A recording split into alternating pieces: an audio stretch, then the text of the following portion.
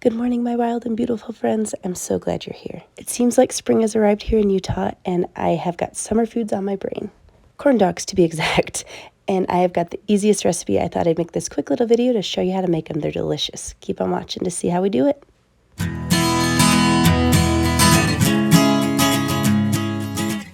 Alrighty, guys, I've got a cup of cornmeal here that I'm adding to a bowl. To that, I'm going to add 3/4 of a cup of all-purpose flour.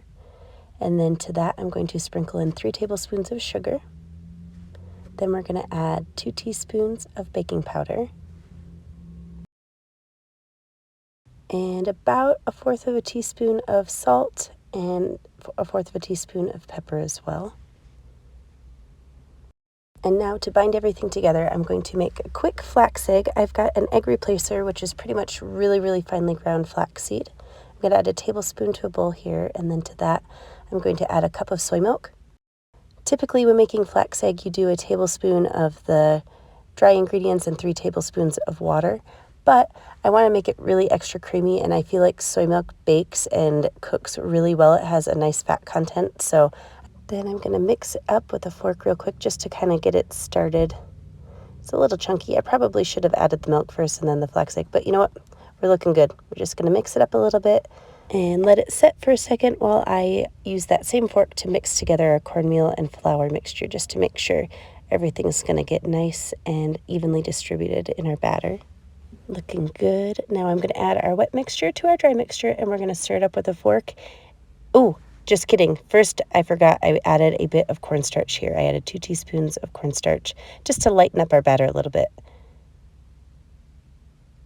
Gonna get that mixed up, and then we will add our soy flax egg.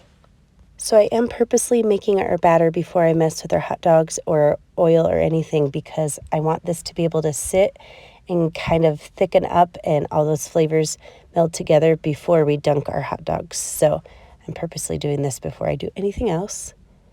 I'm gonna get that flax egg in there. And we are looking for a very thick pancake-like batter consistency.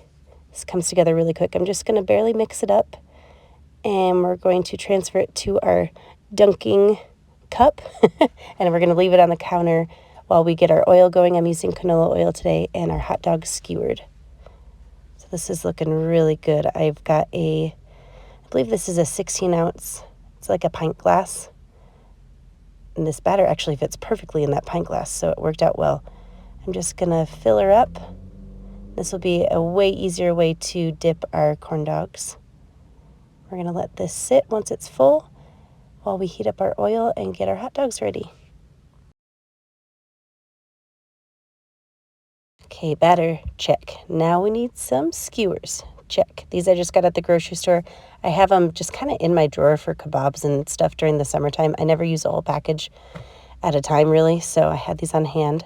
Then I've got some litelife hot dogs. Use whatever vegan hot dog you prefer. I just happen to really love the flavor of these, and they have really good calorie fat ratio, which I know really doesn't matter when you're making a corn dog, but it makes me feel a little bit better about it.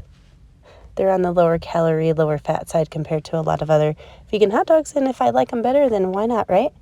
So I've got 4 here, and we're just going to break them apart, and I'm going to skewer them almost entirely up to the top just so we can make sure it stays on that skewer, like so.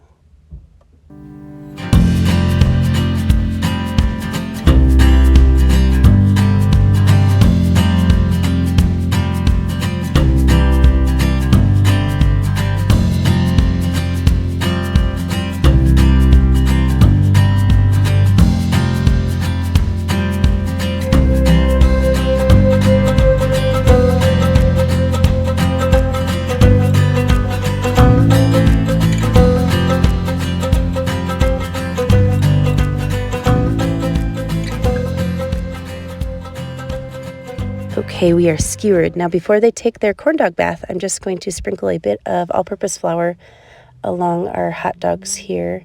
And I'm going to kind of just brush off the excess and rub a little bit of a dusting on each dog. This is going to help our corn dog batter stick a little bit better.